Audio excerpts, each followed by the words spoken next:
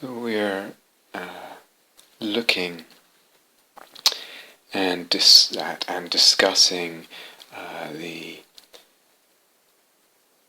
effect of ideas on the possibilities of sensing with soul, the impact there, the place really of ideas and concepts in soul-making meditation, and wanting to unfold, open up and discuss several practice possibilities as we go. And so I want to begin to look at just a little bit at a few ideas and images and practice possibilities from the Mahayana tradition, or the vajrayana traditions as well in Buddhism. But just to say, just as a general point, as well as elaborating on and hopefully suggesting and making available by opening up and looking at these different practices and ideas and images as we discuss them, as well as the ones that we dwell on a little bit. As I'm talking, and this applies to the past talks as well, there's actually, depending on how you listen, there are actually many possibilities, many practice possibilities implicit or available to be drawn out from ideas that I may just briefly mention or just touch on, or just as an aside, or mention something. So just from the last part of this talk, for example, I quoted the Eastern Orthodox teacher Maximus the Confessor, and he wrote or said, God, the divine Logos, wishes to effect the mystery of his incarnation always and in all things. The divine wishes to effect, meaning with an E, effect, at the beginning. So the divine wishes to manifest, to bring into being the mystery, to make apparent the mystery of his incarnation always and in all things. Actually, to effect means to make, not just to make appear, but to actually make. See, back to that Hegelian notion, or similarities of the Hegelian notion of God needing something to manifest, and needing perhaps our participation. But the point I want to make right now, the main point in regards to this, is one could take that sentence from Maximus the Confessor, and if there's any hearing it, so listening with a receptive ear and heart and soul, so if there's anything that resonates in that phrase, and one's like, I don't even know what he means, but something just touches, I can sense it touch, I'm can listen with a more poetic hearing, perhaps reflect a little bit, let it land in the soul, and the soul can hold it for a while in its womb, and it can gestate there, maybe just for a little while, and out of that, that idea, or the ideas that are encapsulated in that one sentence from Maximus the Confessor, for example, may, with a little reflection, with a little poetic hearing, actually generate then the possibilities of all kinds of shifts in ways of looking that we can then actually practice and experience and implement and see what happens. And that might happen very spontaneously, organically, without much effort on our part, or it might be that we, as I said, we have to reflect a little bit, let it gestate in the soul womb, so to speak. But one has to listen poetically for this to be able to translate, to be implemented, so that it delivers or opens up for us some possibility or other, or maybe many possibilities from that one sentence of sensing with soul. So one really, there is the possibility here of, it's very rich in terms of different possibilities that we can hear, that we can open to hearing in a certain way, and they become for us, they offer or suggest possibilities, or the soul converts it in a way to possibilities of sensing with soul. And again, we can combine ideas so that we hear that sentence from Maximus. The divine wishes to effect, to manifest the mystery of his incarnation always and in all things. And we may combine that with other ideas that we're sort of have digested or beginning to digest in the larger logos of what we're talking about. So for instance, as I mentioned, perhaps it needs our participation, this effecting or manifesting or making, bringing into being of this mystery of the incarnation always and in all things. Perhaps it involves our participation. So we're emphasizing this participation. Participation of what? Of my mind, of my poetic hearing, of my listening, of my heart, of my sensing. Perhaps I hear that, and in order to liberate the potential there for sensing with soul, I actually have to combine it with some understanding of emptiness that I have. And so perhaps the divine is empty, or the incarnation is empty, or whatever. So there can be a very creative combining of ideas to generate this kind of potentially infinite range of possibilities for sensing with soul. But we have to hear poetically. Words can be stretched from their kind of narrow, rigid meanings. So something like incarnation, some depending on your background, you might hear that in such a sort of literalist manner. And maybe that works for some people, but we can really expand a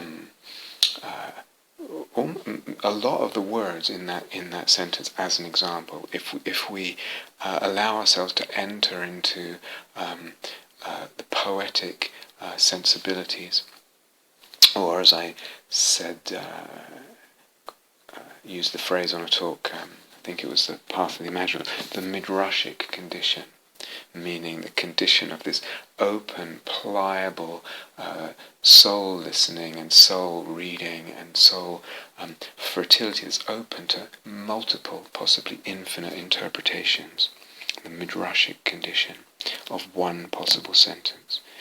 So as I'm talking, or as I have to, you can go back and perhaps this has already happened to you, listening, and one phrase or one sentence jumps out, or even go back and listen for those odds and ends that are interspersed in what we're talking about, and perhaps pause with one. And what is it to enter into that logos, that idea that's expressed in some idea that's just briefly talked about? What is it for that logos, that seed, to enter into the womb of your soul? Takes a certain listening, takes perhaps a little pausing, takes a little, as I said, turning the soil in the soul of the soul, and a little bit of working and receptivity. Or as another example, I mentioned, perhaps we can say there's different ways of ideas we can have about perception, different ways, conceptions we can have about perception, and that we can conceive of it as a gift and a grace from soul, from the divine, from a divine, and we can conceive of it instead as work or as opportunity. Again, here are three conceptions, for example, not at all that they are that's an exhaustive list, but here's three conceptions, three ideas, and what would it be, again, to let them enter the womb of the soul as seeds? These ideas, these logoi, these conceptions are seeds, and they're sort of mulled over or turned, planted in the soil, and that soil is turned, and then they can generate ways of looking, or suggest ways of looking and sensings with soul. Or some etymology or other I might just throw out, by the way, in Latin that means that, or in Greek this means this, or Sanskrit, or whatever it is. Partly the reason I'm doing that, in fact, the only reason I'm doing that is really to suggest things poetically, to open up possibilities by these seeds of logoi, these seeds of ideas. So one can, as you're listening, if you want, or if you're listening, second or third, or however many times, you can pause, extract something, and linger with it. Okay, but as I said, really what I want to do is, that's just a sort of note, general point, but what I'd like to do is, as I said, look at some mahayana ideas, images, practices, and vajrayana ideas, images, and practices. And if I start with the Buddha Amitabha, who's the Buddha of the Western Paradise, or the Western Pure Land, and is a very, in Mahayana, in all the, globally, this is a very popular Buddha. There's a lot of orientation towards this Buddha and his Buddha field, his Pure Land, in all kinds of ways, in different Buddhist cultures, still today. And so some people will pray. It's quite common. There's a prayer to Amitabha, prayer to be reborn in the next life, or in some future life, in his Pure Land.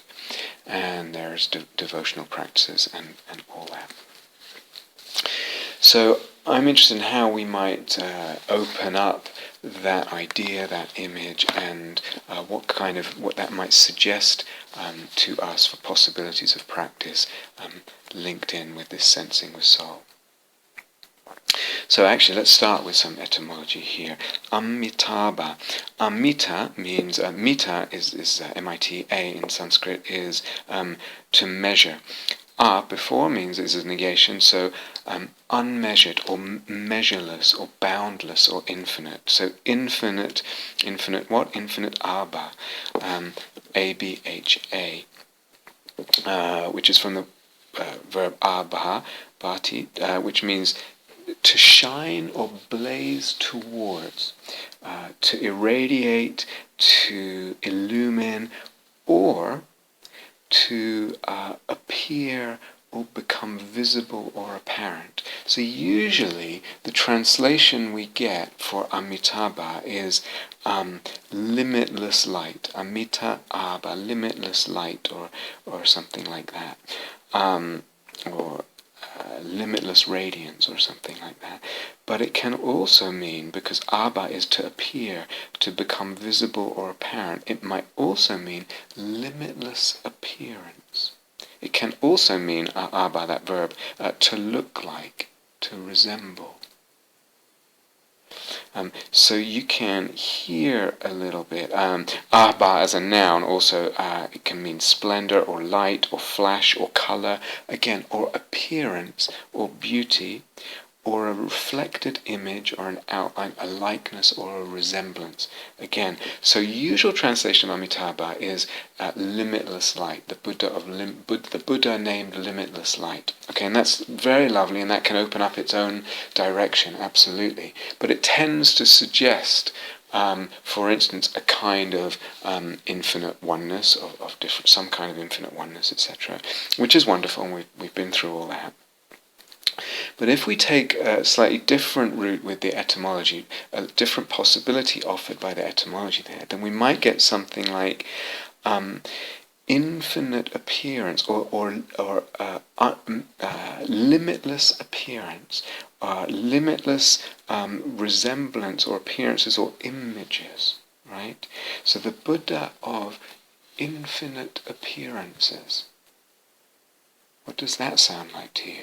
Does that suggest the Buddha of the world of soul-making, of sensing with soul, of the infinite possibility that's generated in the Eros, Psyche, Logos dynamic, and that potential open-endedness there, and the generation of sensing more dimensions, more aspects, generating, creating, discovering more images. Amitabha in the Pure Land, in this land, he goes with his cosmos, if you like, his land, the Pure Land of Amitabha, the land, the mundus imaginalis, So we can potentially open up a slightly different meaning for Amitabha, and that Buddha, and that Pure Land. Amitabha is also said, is used interchangeably as almost like, so he has another name, so to speak, Amitayus, which translates Amita as the same, limitless, measureless, or boundless, or infinite, and then Ayu is the word for life. But it can also mean, Ayu can also mean a living being or a person.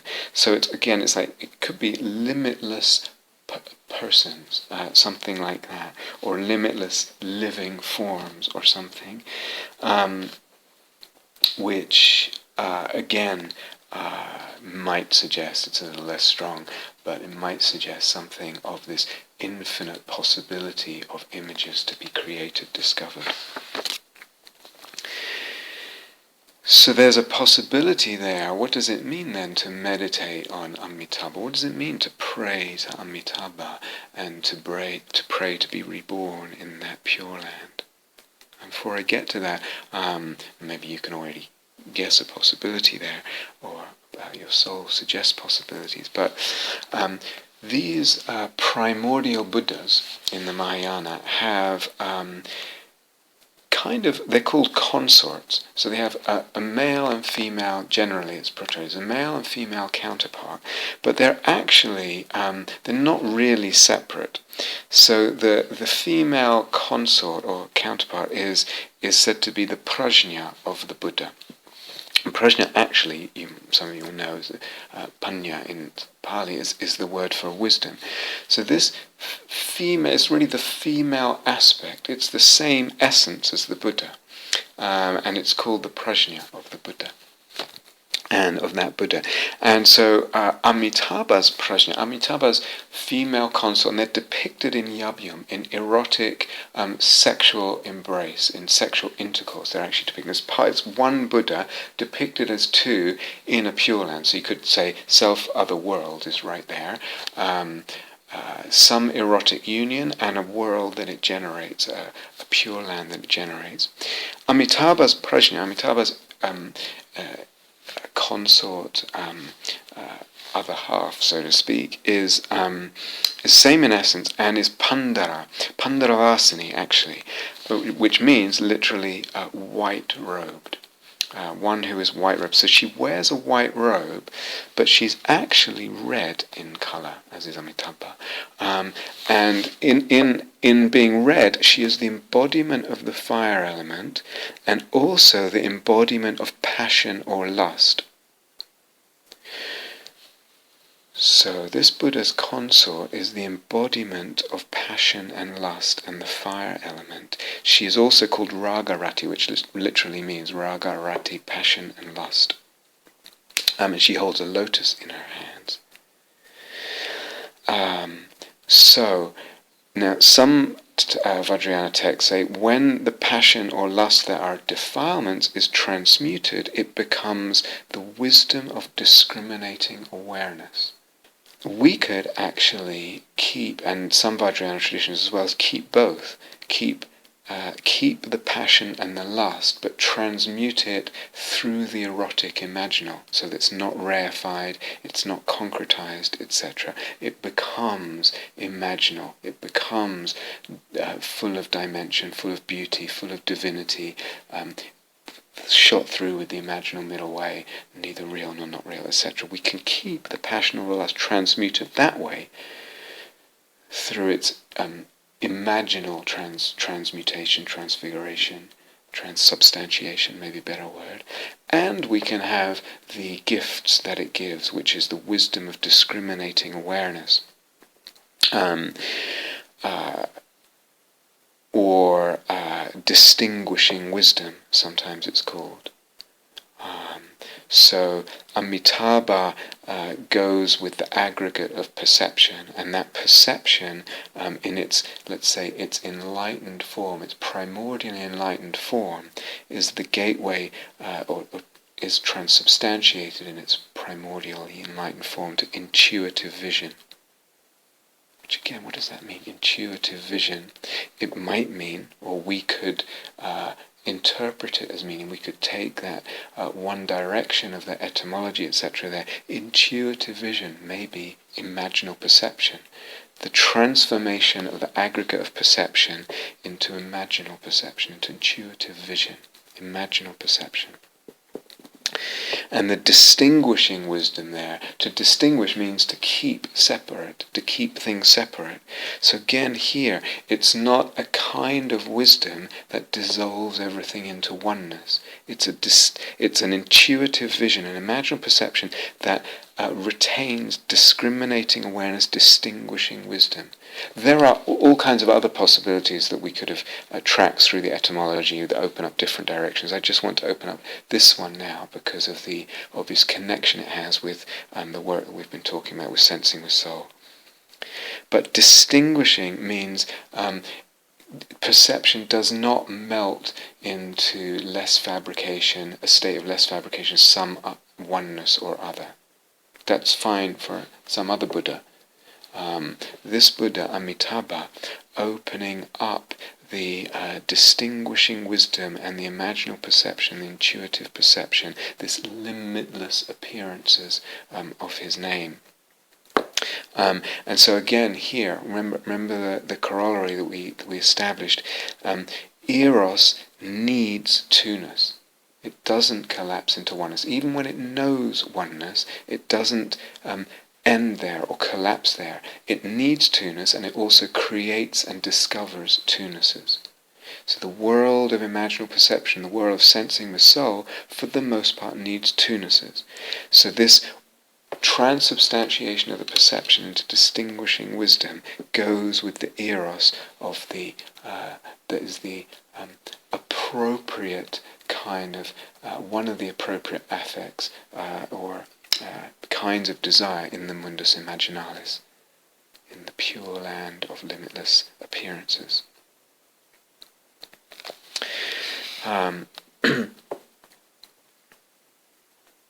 Let me throw something in here that I think I've actually touched on in another retreat, and I can't remember which one. But when we talk about these vajrayana deities or primordial Buddhas or bodhisattvas or yidams or deity yoga, when we talk about tantric deity yoga, or even in repeating a mantra that's connected with a tantric deity, like Amitabha or whoever, we can delineate, and I think it's really important to delineate various, if you like, stances, relationships, attitudes, poises, which we could conceive, which we could inhabit at any time, and we could conceive of them. We could conceive of them hierarchically, but we also don't have to. But we could say hierarchically, one is, let's say a mantra or a prayer or something, is an invocation that is a kind of supplication and an opening to the other, to this deity, and a surrendering to what is bigger than me, bigger than you, and more powerful. There's the humility there and a heartfelt opening. But it's me and the deity. And with the beauty of the humility, the supplication, the opening, the surrender, etc. A second level, if you like, is more of a kind of harmonizing of the consciousness and the psyche and the soul and the whole being and the energy body, harmonizing with the qualities of that deity that is invoked by the mantra or focused on in the meditation, etc. So the mantra or the prayer and if it's a visualization or whatever, it's just a sense, invoking and these qualities and involving those qualities. So, for example, Avalokiteshvara's compassion, or Christ's mercy, or Yamantaka's fearless power to destroy what needs to be destroyed. In meditating upon them, in reciting the mantra, in prayer, in just soul resonance with them, there's a kind of harmonizing of our being with the qualities, if you like, of the deity's being. And that cultivates something in our being. And a third level we might talk about is a kind of union with or fusion with, a becoming. Oneself becomes the deity, the energy body becomes the body of the deity. There's a kind of, as I said, fusing or unity, so that we actually experience our body as divine. And we sense the world then, if one opens one's eyes or even listens or whatever, we sense the world and others with the senses of that deity, through their eyes, through their ears, with their vision, with their kind of knowing, their kind of sensing.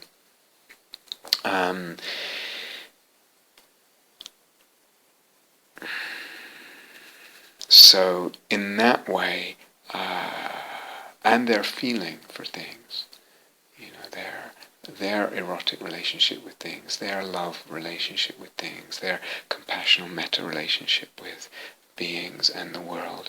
And in that way, there's a kind of cosmopoesis, there's a transforming, transubstantiation, better word, of the cosmos in doing so.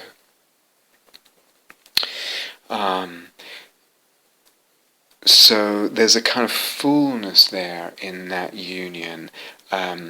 It's more than just say, imagine you're the deity. We actually enter into the deity's experience of body, of matter, of world, etc. So we could conceive of them of hierarchically, those three levels, sort of definite division, but in the first one between self and deity, but there's an attitude of supplication, surrender, humility, a kind of harmonizing, if you like, energetically and psychically as a second level, and a third level, a kind of union with, or becoming, and the transubstantiation of the world that's involved there. But I would like to retain the openness to all three. So yes, you could say the third one is more kind of complete or advanced, if you even want to use that word. But actually there's beauty in that first one, of the two-ness, of the separateness. And why not actually, just as the Buddha taught 8 jhanas, but actually didn't then just say, once you've learned all 8, then just practice the 8th. He kept all 8 open. They're all valuable, even though you could talk about a kind of hierarchy there. So I would really like to keep all of those open when we talk about these kinds of practices and these kinds of soul-making practices. But when we come back to Amitabha specifically, and as I mentioned, it's a traditional, very common in the Mahayana world, the prayer to be reborn in the Western paradise, in Amitabha's Pure Land. But now, when we kind of opened up the etymology and the idea of what Amitabha could be by looking at those different connections, there's all kinds of possibilities that open up, but we could conceive this prayer to be reborn in Amitabha's Pure Land could also be conceived as a focusing and harnessing of the aspiration and intention to enter now into the mundus imaginalis.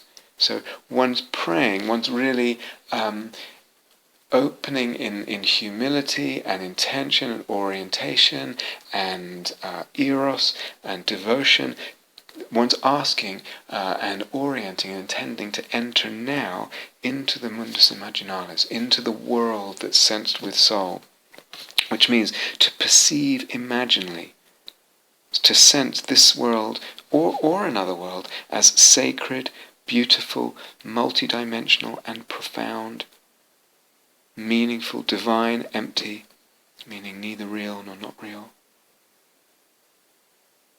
So that could be a sense of another world that's not this world. It could be this world perceived now, sensed now with soul, perceived, imagined now, sensed now with soul. Right, we've been through that. But in praying for that, to enter into Amitabha's Pure Land here and now, in praying, not in a future life, here and now, in praying for that, one is, in the act of prayer, in the stance and the poise and the attitude of prayer, one is acknowledging the necessity of grace, of humility, and that the soul and the divine are greater than my ego, my will, my skill, mastery. We've said all this before in relation to the imaginal. So that prayer has, or the attitude of prayer, the gesture of prayer, the soul movement of prayer has all this idea of grace, attitude of humility, attitude of soul and divinity being much bigger than self, not completely available to my technical mastery and my will.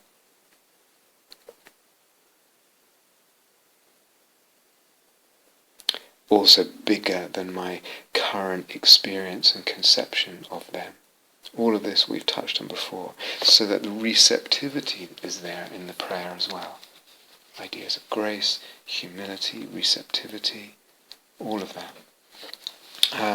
So some of you may have been aware that people pray to be reborn in Amitabha's Pure Land, etc. But we can open up other possibilities for what that means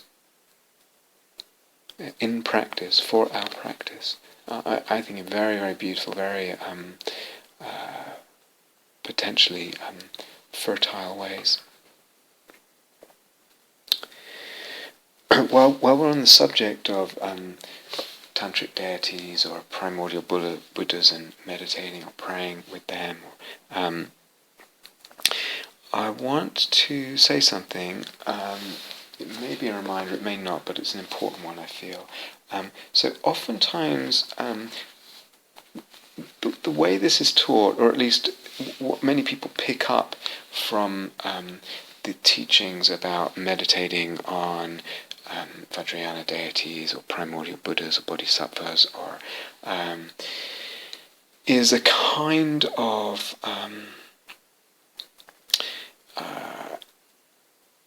emphasis and necessity of kind of capturing at one time in the meditation all the details of the image that is prescribed or described. So Amitabha needs to be this color, and he's wearing this, and he's holding this in his hand, he's holding this in his other hand, and his feet are this, and etc., etc., and he's got his hair like this, or he's got so many arms, and there's this in one hand and this in another hand, and etc.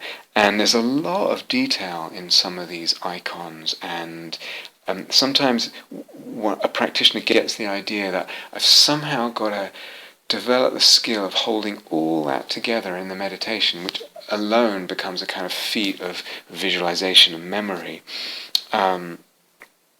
But I want to say that in practicing this, as with all things, we need to make it work for us at any time. And make it work means make it soulful, that it feels, you can feel the energy body opening, harmonizing, coming into alignment. You can feel the soul resonances. You can feel those qualities, the aspects of the imaginal start to ignite, start to open up. That's what it means to work, for a meditation to work. And that, what it takes for a meditation to work, any meditation at any time, varies. It's not just a kind of checklist, it's not just a formula that works the same every time. So again, we need to be sensitive and responsive. What actually gives me a sense of soulfulness and soul fecundity right now, and that this practice is actually opening something up for me.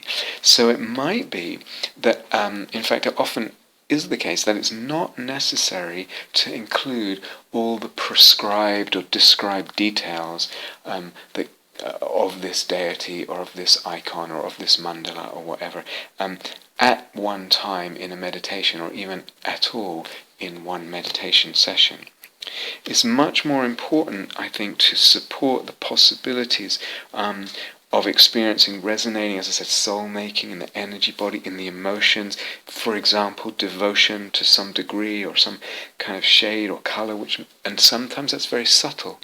So again, we're not looking necessarily for fireworks, or it's more like you can sometimes devotion, for example, eros is, as another example, is very subtle. It doesn't mean that things are not working.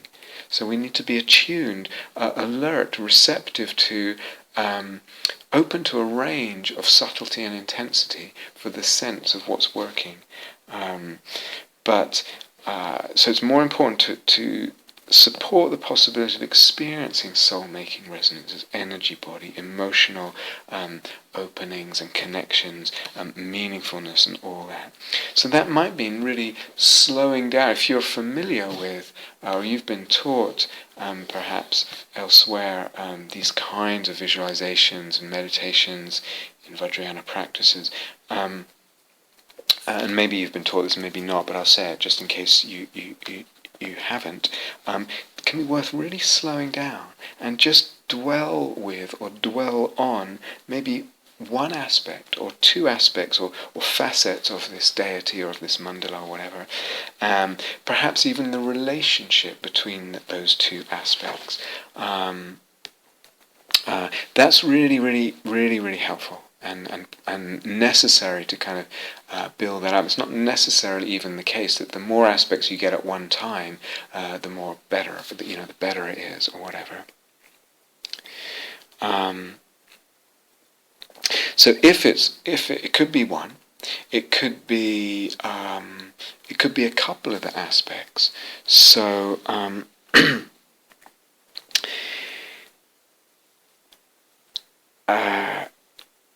For example, Amitabha is often in a mandala opposite the Buddha Akshobhya. And I'll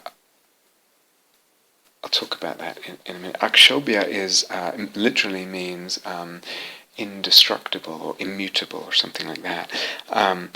And so what one can do, perhaps when you get a little bit used to each one on its own, is you can you can meditate on their relationship or interplay, if you like, and what's the resonances and effects of meditating on that relationship. So say, if we interpret Amitabha as the Buddha and who opens the world of limitless appearances, the mundus imaginalis, etc., as we've been using that kind of concept.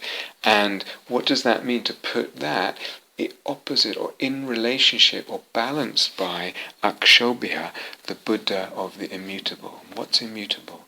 The unfabricated, perhaps, is immutable, being beyond time, or emptiness is immutable, unchangeable. What is it to put that world of imaginal perception opposite or balanced by or in relationship or in dialogue with or interplay with the wisdom that knows the immutable, the wisdom that knows the unfabricated, the wisdom that knows the thorough, deep, radical emptiness.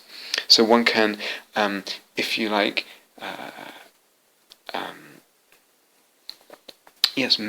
include those two aspects and meditate on their balance or connection or whatever. But if you're opening it to two, it should feel doable, going back to what I said before. In other words, that again, it feels soulful, fertile for the soul, for the heart, etc. In all the ways we can recognize that. In the moment, alive, resonant, workable, approachable. So it might be, as I said, you work first with one aspect and then build it up in time, but it's not necessarily that the more you do, the better, or anything like that.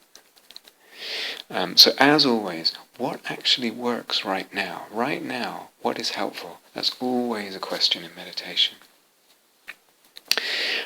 Or, just as another example, you could meditate on the erotic embrace, the sexual intercourse, the yabhyum of Amitabha and Pandara. The goddess of passion and lust, and this Buddha of the imaginal realm, this Buddha of limitless images. But there's all kinds of possibilities here, and especially if you've been introduced to these kinds of practices and mandalas and stuff like that. One of the reasons for doing this kind of thing is sometimes to bring more balance. So, as I mentioned, for example, Akshobhya, this Buddha of the immutable, something like the diamond, the vajra, is also immutable. It's indestructible, is another word. It is opposite Amitabha, so it's kind of balancing it in the mandala. Mandalas are often quite balanced structures. They often kind of a cross with something in the middle, so it's very, geometrically balanced. So what is it to balance, as I said, the emptiness with the imaginal, the knowing of the emptiness with the perceiving of the imaginal, the knowing of the emptiness with the sensing of soul? You place these things in counterpoint, in relationship, in balance. Excuse me. Or perhaps one does the same thing with the emptiness and the deity of passion and lust, ragarati. And what does that mean? Emptiness and the erotic icon. And I should also add, all this is very amenable to, flexible to finding ways that work for you right now. So it might be that you feel, well, I've done a little bit of emptiness, but I hear some things that you say or another teacher says, and I think I'm not there yet, at that level. It doesn't matter. So take the realization of emptiness that's kind of infusing Akshobhya in this example, the Buddha of the immutable, the indestructible. Whatever realization of emptiness makes sense to you. So it might be that it might be something like the unfabricated. It might be more something like a big awareness, and that's what you've opened to so far in a way that makes a difference for you. And you're kind of equating emptiness and vast awareness. And you might have heard me say, "Well, that's not really the final deal there." No problem. Just be flexible. Take that level of understanding that you have digested and absorbed, and that's what's embodied, if you like, by Akshobhya in that example, to balance the imaginal, the mundus imaginalis, the sensing of soul. Or it could be, a really deep understanding of emptiness, the Dharmakaya as the non-dual Buddha's gnosis, which includes appearances. Some of you heard me talk about that.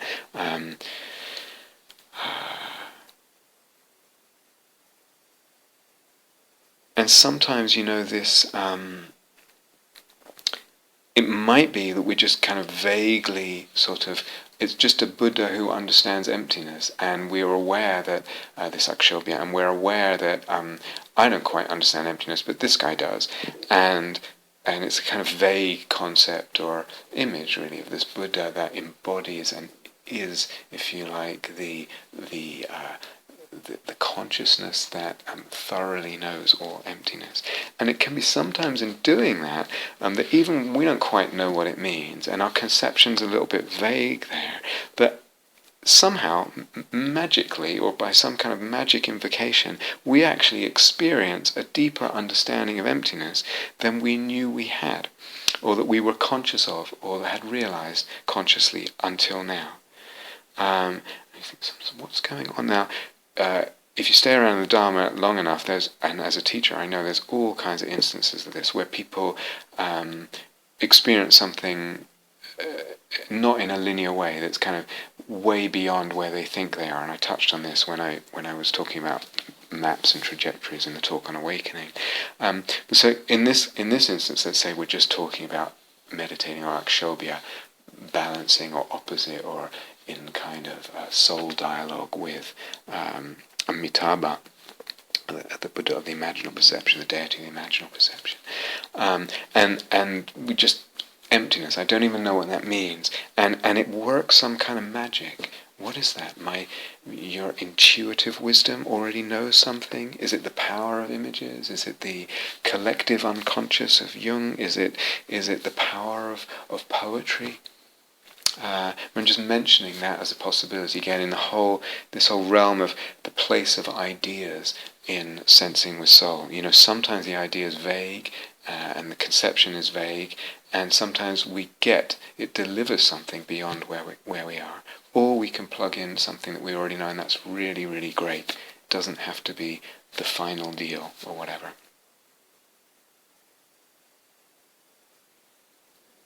The Zen master Hakuin wrote a song of Zen. It's very beautiful, splendid text, not very long. And the last 3 lines read something like, "Nirvana is right here before our eyes. This very place is the lotus land, this very body, the Buddha. Nirvana is right here before our eyes. This very place is the Pure Land, this very body, the Buddha." The text up to that point, in Hakuin's Song of Zen it's called, and the text up to that point is a lot about emptiness. And as I said, it's not very long, so it just alludes to it. But emptiness is one of the ways that make possible that kind of way of looking that he's talking about. This very land is the Pure Land, is the Lotus Land, this very body, the Buddha. So sometimes when we talk about the Pure Land, as I mentioned, with the Pure Land of Amitabha, the Pure Land of limitless appearance, and the Eros implicit in that with his consort Ragarati, sometimes we have a sense of a kind of world beyond this one, as an imaginal perception or events or whatever happening in that world. But there's also the possibility, as I alluded to, of that Pure Land being here, this world transubstantiated. And that's what Hakuin is alluding to in those last 3 lines there. And one of the things that makes that possible is a thorough knowledge of emptiness, thorough understanding of emptiness, makes possible ways of looking that see the way that he is describing, see the here and now in that way, becomes something akin to the mundus imaginalis. This world sensed with soul. But also, if we think, what gives rise to this perception, this possibility, this range of possibilities, of ways of looking, of seeing, sensing the world that way? And there's also the possibility of that devotion gives rise to it. Or devotion has its place, or sanctifying a relationship with this world that takes care to sanctify the things of this world and the relationships of this world. Through prayer, through blessing, through ritual, through whatever it is. And generally speaking, through sensing with soul, this kind of sensing is open that Hakuin is alluding to, this Pure Land of the Buddha.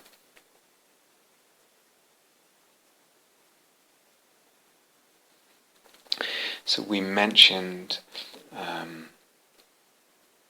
think it was when I was talking briefly about that passage of God speaking, calling Abraham, Lech Lecha, and I talked about that, and we talked about how we can hear or read what's in certain texts, for instance the Old Testament or the New Testament or whatever. We can hear them timelessly, eternally, understand them as giving an eternal and timeless teaching about soul, about spirit, etc., about divinity, about humanity, and not so much as a literal text about the history of a certain people or nation or whatever, and everything that the problems that come out of interpreting scripture that way, in such a literalized, concretized, and then acted out way.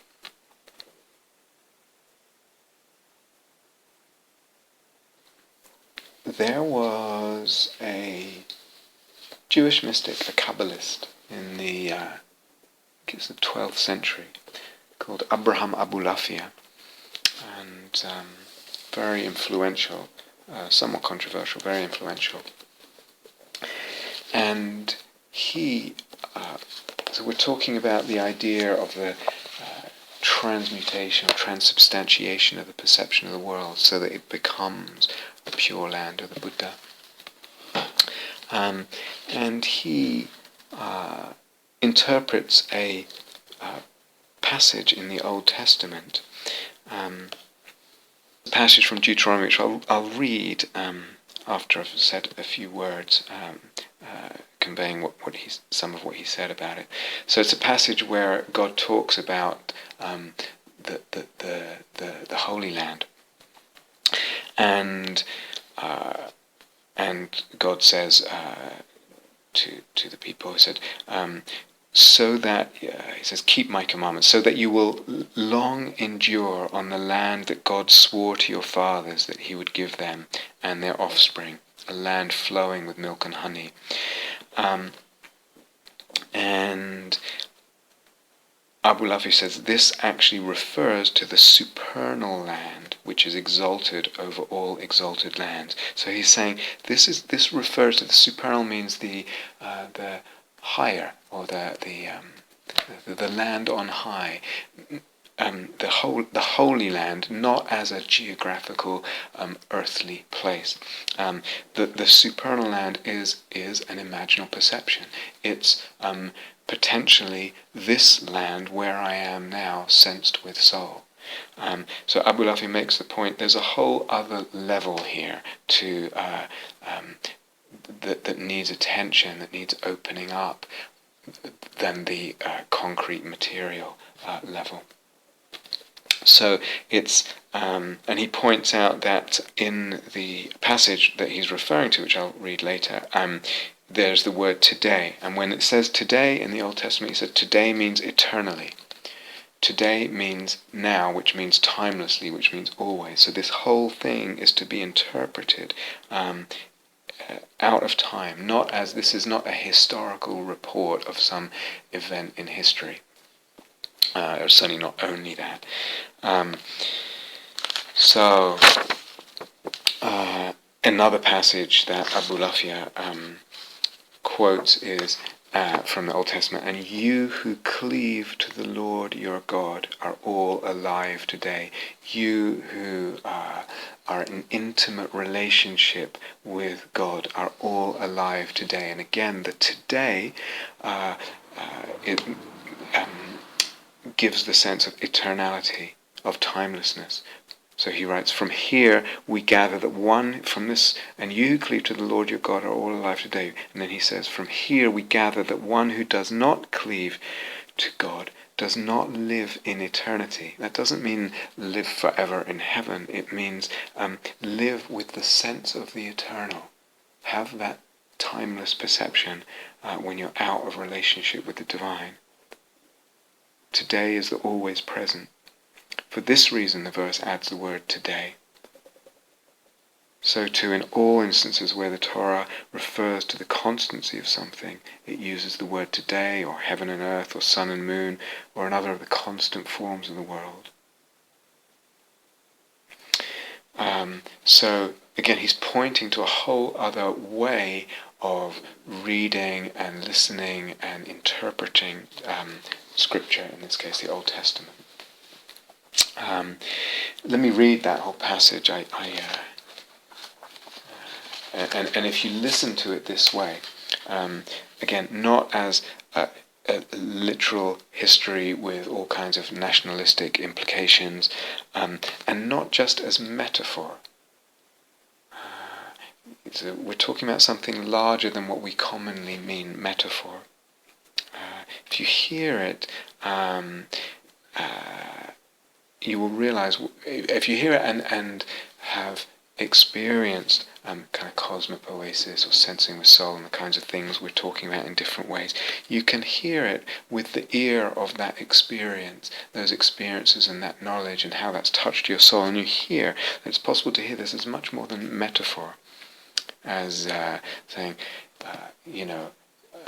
if you keep the commandments, then you'll feel good and things will seem nice.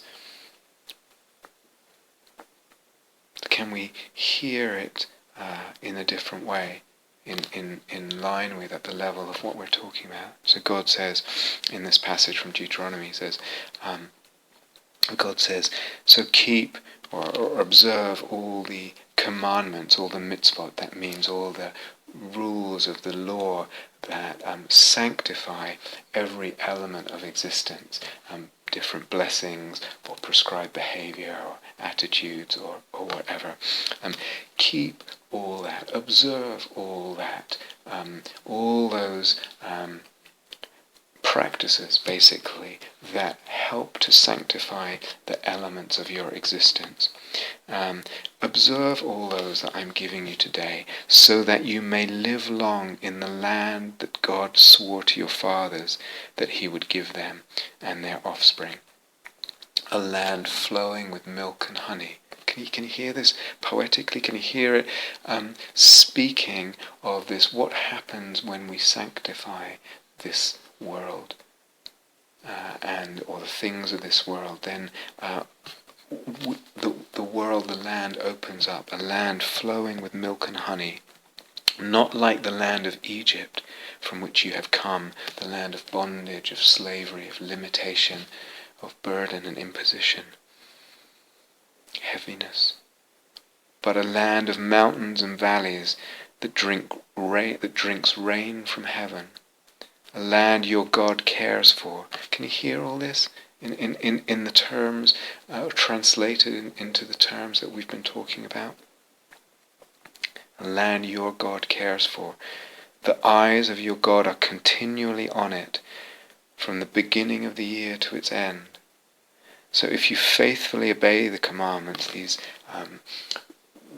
rites and rituals and laws and practices of sanctification, if you faithfully obey the commandments I am giving you today, to love your God and to serve him with all your heart and with all your soul, then I will send rain on your land in its season, both autumn and spring rains, so that you may gather in your grains new wine and oil. I will provide grass in the fields for your cattle, and you will eat and be satisfied. Can you hear that with the richness of the depth and dimensionality that we've been talking about in these teachings? It's certainly way more than literalistic, concretized, and then therefore nationalistic, and much more than what we typically call metaphor. Can you hear it that way, and hear the sense of the world opening up that way, in that beauty, in that dimensionality, in that holiness, in this text, in the poetry of the text, the richness of it? So this kind of thing is common in different traditions. Henri Corbin quotes from the fifth Imam of the Shiites, of the Islamic Shiites, and this Imam lived in the 1st and 2nd centuries after Muhammad, and he said or wrote, this fifth Imam, the sacred book, the Quran, is alive. It will never die.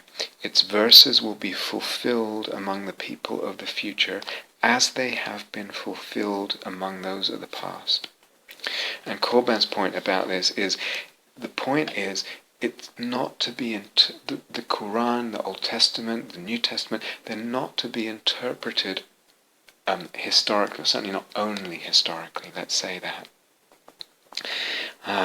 So that usually people come and they make the significance of the sacred book, Corbin says, captive to the date of its material composition, stifling any potential for a significance that goes beyond the, quote, past. And what he wants to open up is that rather than these kind of historical interpretations, there is the idea of the presence of what he calls spiritual universes that symbolize with each other by means of a comparable architecture, and in relation to which what we call history is a history that is a mimesis, a mimicking, an echoing, a mirroring. So, what's he saying here? He's saying that this world that everyone takes for granted, the conventional perception of a historical material world and written history, is kind of has parallel universes. And we've touched on this before in previous retreats, of sort of levels of worlds that echo, as I said, mirror, in some ways kind of interpenetrate this world. So that this moment right now, and this event right now, whatever it is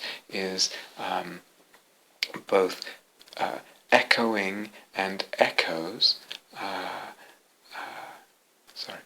is echoed by and also echoes a similar event, if you like, in a world at another level. They symbolize with each other by means of a comparable architecture, a mimesis, as Copan says.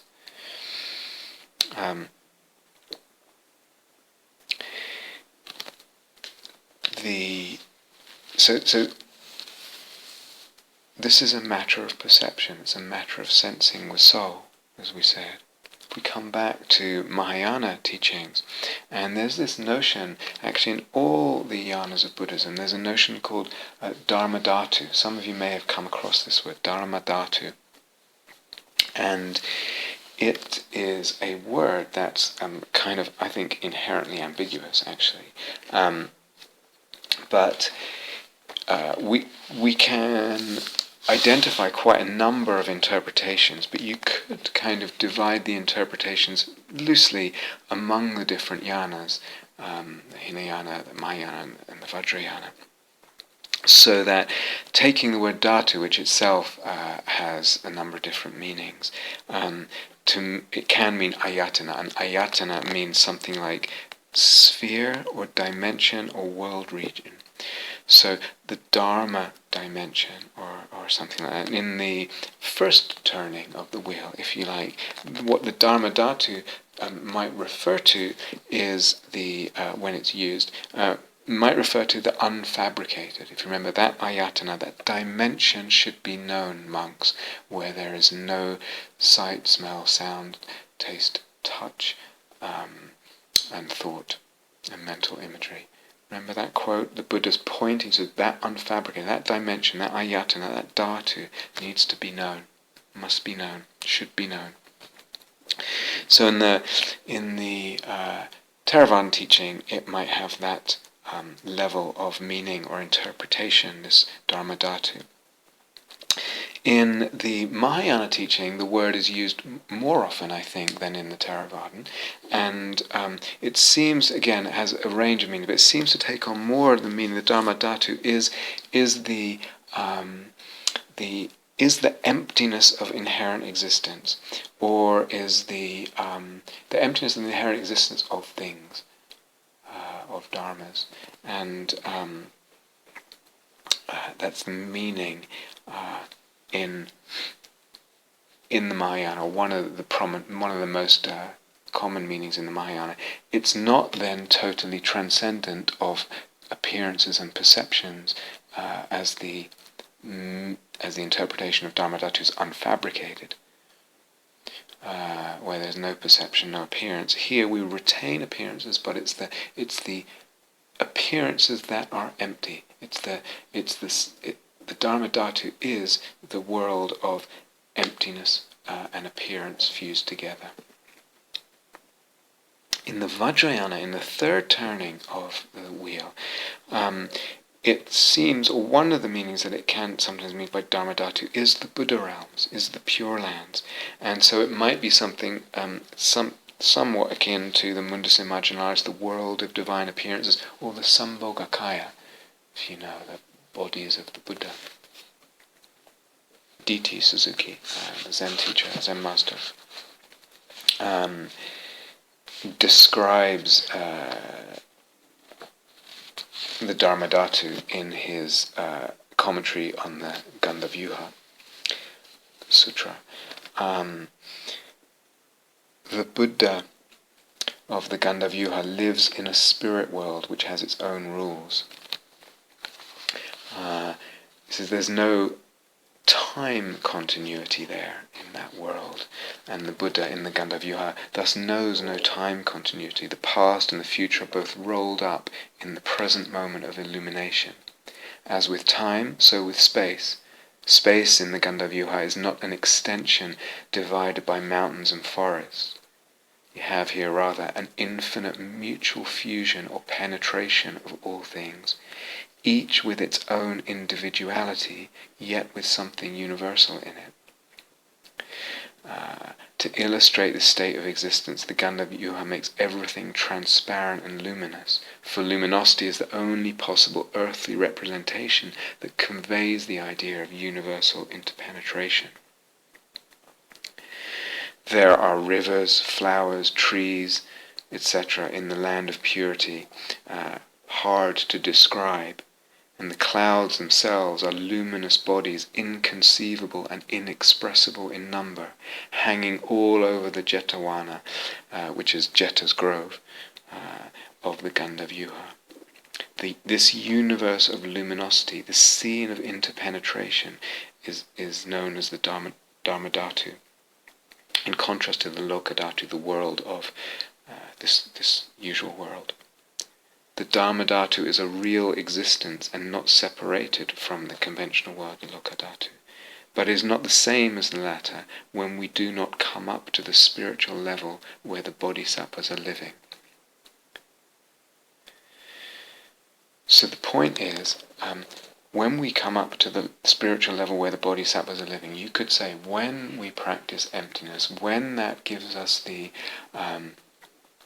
opens the doorway to sensing the soul, or when we just sense with soul, even if our emptiness meditation is not fully realized, then this world is perceived as the same as the Dharmadhatu. Dharmadhatu is right here, but it's become, it's perceived, it's transubstantiated. Do you understand? The Dharmadhatu in the sense, in the interpretation given to it in the third turning, in the vajrayana.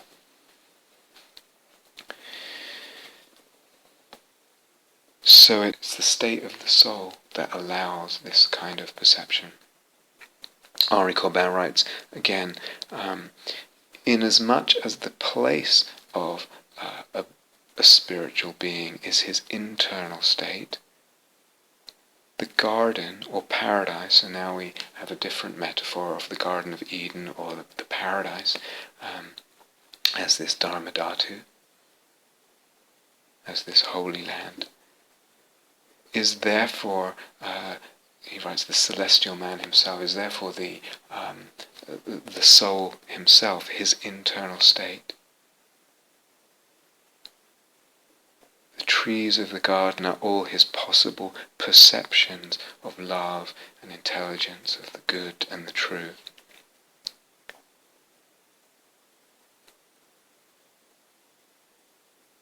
So the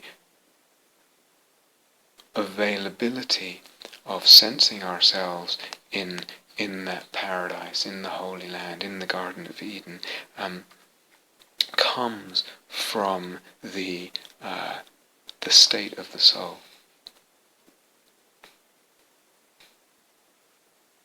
As William Blake say, as a man is, so he sees.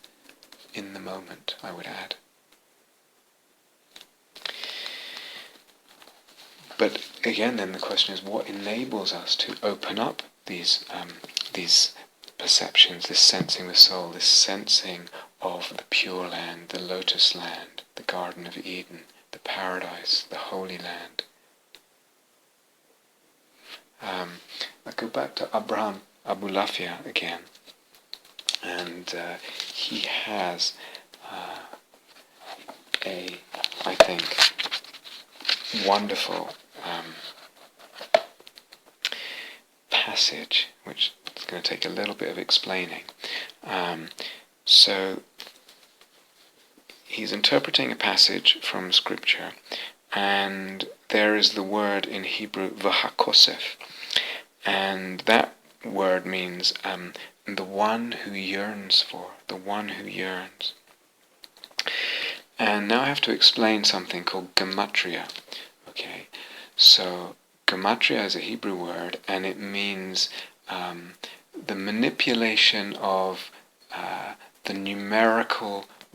the possible numerical values of letters.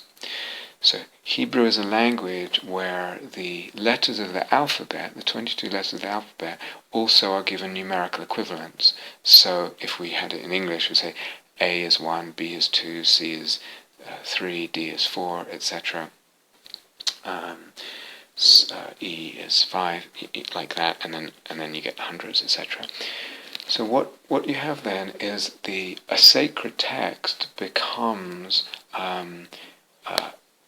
interpretable in so many different ways by virtue of the meditation on its individual letters and the words. And some of that is through the numerical equivalents. So you can, for instance, add up the numerical equivalent. So if we had, like I just went A, B, C, D, E. So if I took bad, B-A-D, what would that be? It would be 2B plus A, 1 plus D, 4, which is 7. 2 plus 1 plus 4 is 7. And then maybe I had another word, I can't think, let me see, F, G, this is going to be too difficult, but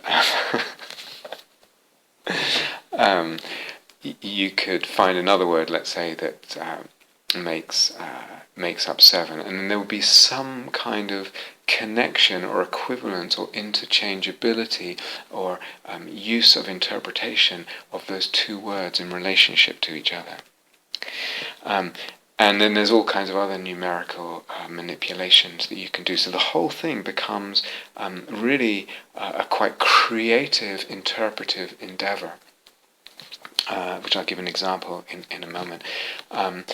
Now we could hear that and just say, well, that's just nonsense, and it's silly, and it's kind of crazy.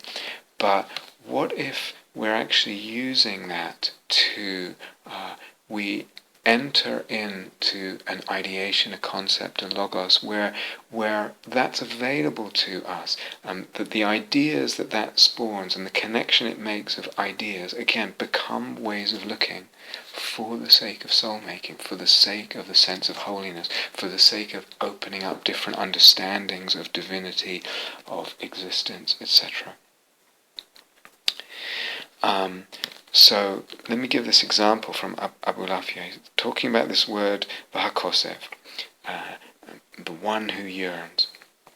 And so when you take away the letters, reconstruct those letters, sort of parse it, and what you can get is three smaller words, and they each add up to 26 and 65 and 86.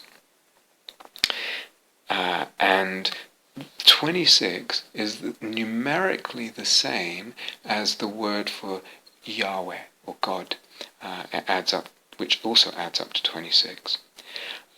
65 is numerically the same as the word Adonai, which is another word for God. And 86 is the same numerical equivalent as Elohim, which is the third main word for the divine in the Old Testament. So somehow in this word that means literally the one who yearns, you get the three names of God. Is it pointing to something, a clue for practice, that in the very yearning is the opening of the gates? And even at three levels of the divine, if you like. The one who yearns has the key to the doors. In the yearning, in the movement of devotion, is the opening of the perception. When you add up these, the numerical equivalents of these three names of God, 26, 65, and 86, you get for Yahweh, Adonai, Elohim, you get 177. 177 is equivalent to 3 meals, shalosh seudot in Hebrew. Shalosh means 3, seudot, 3 meals, which actually is 1,176. So that's not 177, but 1,176, 1 plus 176 is 177. So again, this can sound completely crazy. Even ascribing or making connections through language, through the number equivalents of language, can sound completely bonkers. And then these kind of twists of the numerology here. But the point is, it can open up meditations. So what's a meal? Some kind of nourishment, some kind of thing that we receive or that we prepare, that we digest, somehow connected to 3 levels of God. And so the point is, if we hear it just again abstractly or some clever number thing, and then these 2 seemingly unrelated concepts are put together, it's going to just sound bizarre and not make any impact. But again, going back to what I said right at the beginning of this talk, if we linger, if we let this work poetically, if we put those 2 concepts or images in relationship to other in our meditation, just as we did with Amitabha and Akshobhya, then what happens? Then there's some kind of alchemy or fertility or connection or opening that can happen in the soul. So, slightly more complicated transformation, but 1,176 can be construed as 1 and 176, which is 177, back to the 3 names of God. Or it can go further, this 177 can be Shalosh Ma'alot, 3 levels, 3 qualities. Shalosh again means 3, Ma'alot, levels. So 3 meals, whatever meals mean, what can that mean poetically, meals to you? 3 levels of the divine, all connected with or opened by the one who yearns. And then this can also be equated numerically to the word Bulima. Bulima means silence. And how does it connect? Because Bulima actually, the strict numerical equivalent is 87, if we do the letters there. But 87 is, you could say 8 plus 7 is 15. And 15 is made up from 1 plus 1 plus 7 plus 6, as we took those individual numbers earlier. One more. The Garden of Eden, Gan Eden, comes to 177 as well, when you add that up. So one of his students, I think, Rabbi Baruch Togarmi, says, the incantation of the language is the secret of the Garden of Eden. There's one last one, in fact. Yomam Valayla, day and night. What might that mean poetically to us, day and night? So you've got this connection. One who yearns, 3 words for God, 3 levels of God, 3 meals, the 3 worlds, 3 different levels, silence, mystical silence, Garden of Eden, and day and night. And so a Kabbalist practicing that tradition would juggle, manipulate, play with the holy letters of the scripture, taking things apart, putting them together, connecting words with other words, and then meditate on that connection, that idea connection that was opened, or the image connection that was open there. So I'm quoting now, the three names whose secrets or whose numerical values are 26, 86, 65, the three names for divinity in the Old Testament, are the secret of the stages of the spiritual ladder, and are called by the general name of Gan Eden, the Garden of Eden. For by means of their grasp one enters the Garden of Eden while alive. Does this make sense? It's going to sound completely bonkers if you don't hear it with that poetic sensibility, with that openness to the soul possibilities, with that letting these kind of things be, the seeds of these kind of ideas be planted in the soil.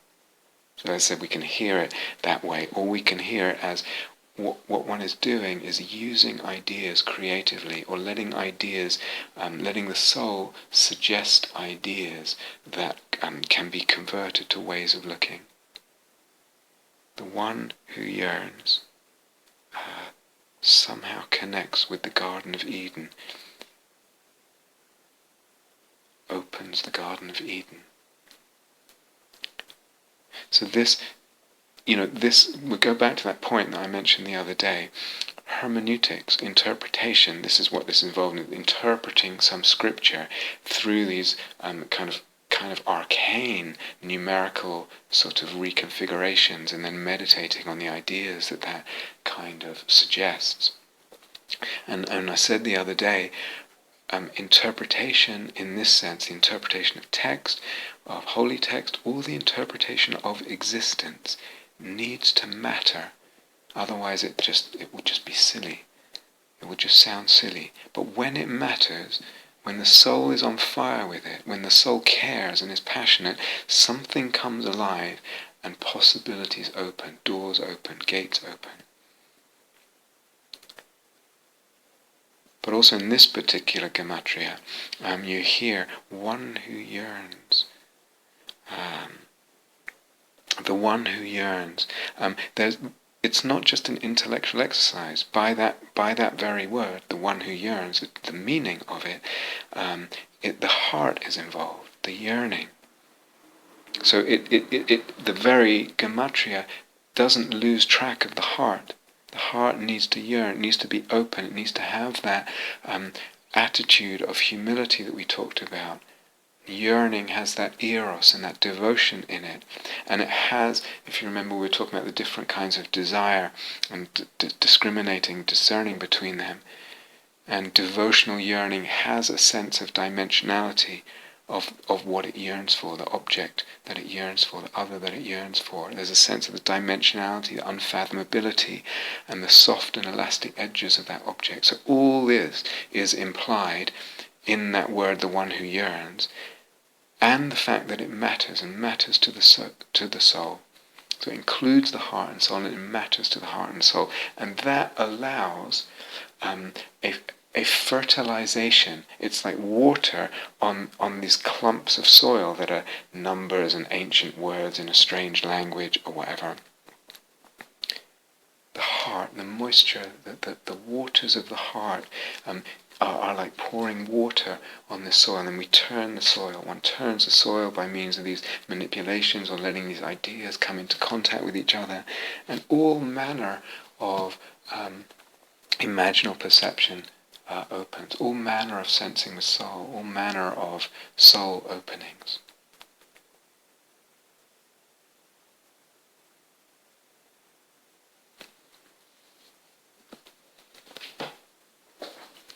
So many possibilities there. What is it that Hakuin said again? Nirvana is right here before our eyes. This very place is the Pure Land, the Lotus Land, this very body, the Buddha.